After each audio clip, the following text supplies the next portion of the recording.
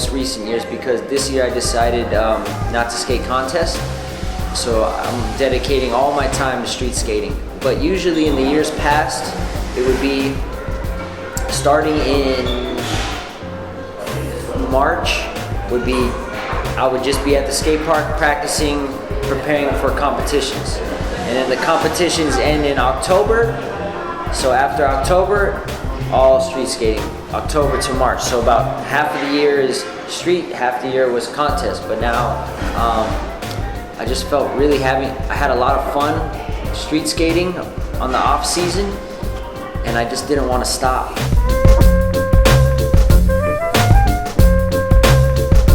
I don't want to just enter a contest just to enter for no reason and just go and whatever. I want to go, I want to try my best, I want to be my best.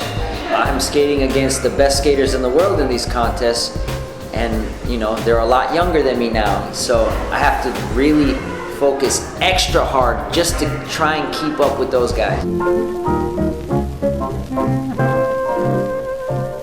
The experience really helps a lot because, you know, especially like in the contest with Street League, I skated Street League for a long time, that sometimes when the new guys come in, they don't understand how the point system works so good. They don't understand like how to use that to your advantage. So that experience helps me a lot because I know like, hey, right now I only need 4 or 5 points, so I don't need to try the hardest trick and risk missing it. I can try an easier trick to keep me up at the good points, you know, those type of things. Every trick I try, I definitely believe I can do this right now. Especially in the contest when the pressure's on, that gives you extra commitment. But yeah, sometimes of course you still mess up, but I don't think about the mess up. I only think about, I can do this right here. I'm gonna give it 100% commitment because I've done it a million times in my life. I'm just gonna do it like I do it every day. And you know, it usually works out. Last year in Munich meant a lot to me because I was the oldest guy in the competition. And it felt really cool to me to be like, wow, I can still hang with the kids, you know? So that was really special to me. That was the first time I won a contest in my 30s.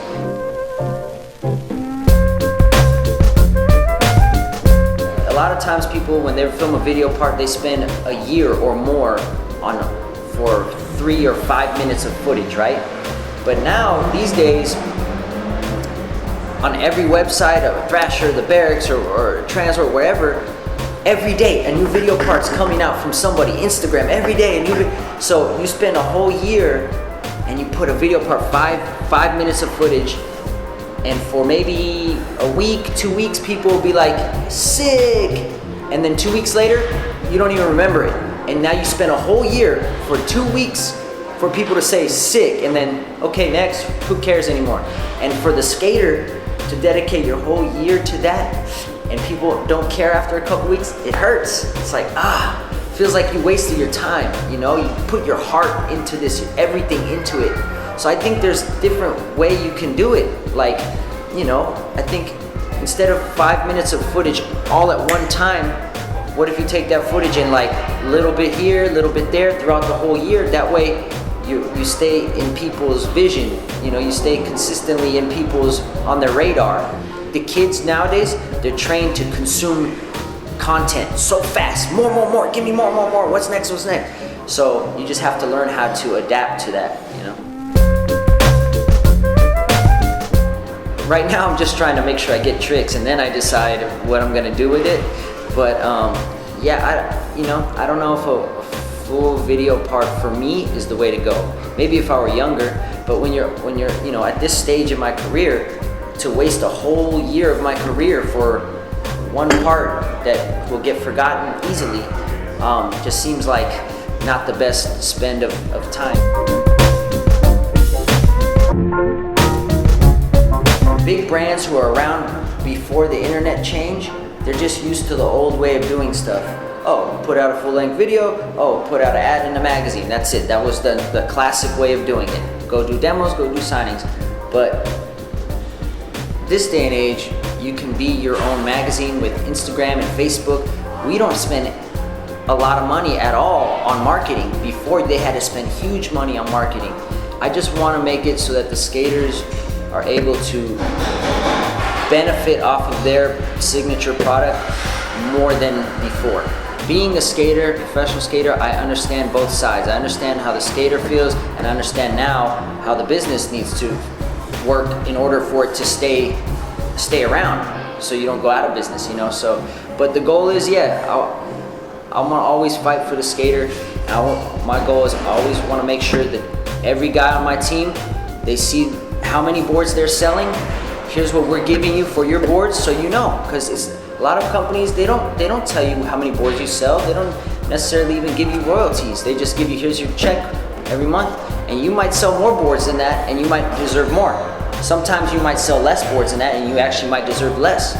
So I just want to make sure every guy on my team knows exactly what they're selling, where they are. I think it's important for them to know that for themselves, so that way they can understand for themselves, okay, my board sales were a little low this month, so they can take it in their mind and decide for themselves, okay, maybe I'll be more active on Instagram, or maybe I'll drop some more footage here to help get people excited. You know, that's up to them now.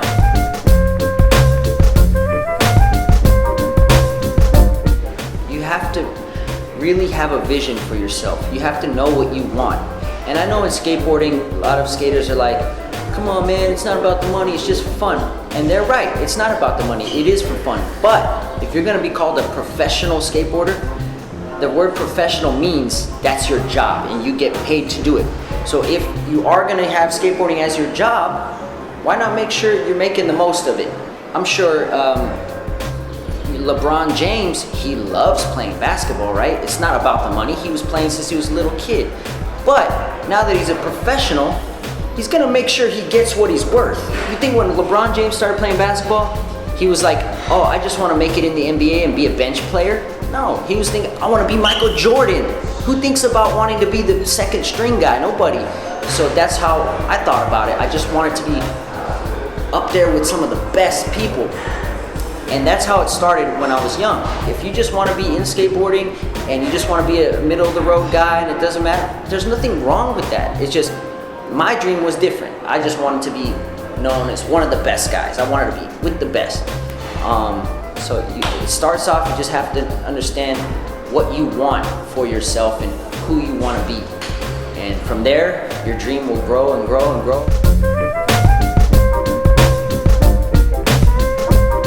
A lot of skaters don't realize before they're sponsored, they just think, oh, I get free boards and I just get to skate with my friends every day. But once you get into it, it's like now you have obligations. Once you have sponsors, okay, we need you at this demo, we need you on this tour, we need you at this contest, we need you for this signing. There's other responsibilities that come, and some people, they don't react well to that when they find out, oh my God, I can't just go ride my skateboard every day with my friends wherever I want. Not always. You have, we're paying you money now, we need you to do this. But for me, I love it all. I love doing the demos, I love doing the signings, I love the content, so I just fell in love with all of it, and that helps so much. I feel like with the last 2 shoes I had, we were trying too hard. We were just trying way too hard. It just didn't feel right, didn't come across the way we were hoping it would. But again, when you're trying new things, you can't be afraid to fail. And sometimes it works, sometimes it doesn't. And this time around, I just felt like, guys, we were trying too hard. Let's bring it back to the basics. Like skateboarding is the classic materials is suede and rubber. Like I don't think. We don't need to reinvent the wheel. That's a classic thing that it's not gonna go away. People love that. Plus, where I'm at in my career right now, I'm very reflective. So this symbolizes where I'm at in my mind. Right now, I'm not doing contests. I'm just going back to the street skating, just like when I was a kid. That's how I started. Just street skating, video parts, footage, putting it out there. That's where I feel my heart is right now. So it's come full circle. The 10th shoe just feels like back to the basics. Let's just make it simple. Let's not make it too complicated. And that's how I feel about skating in general right now for myself. So I think the shoe really reflects that, and I hope the people enjoy it, man.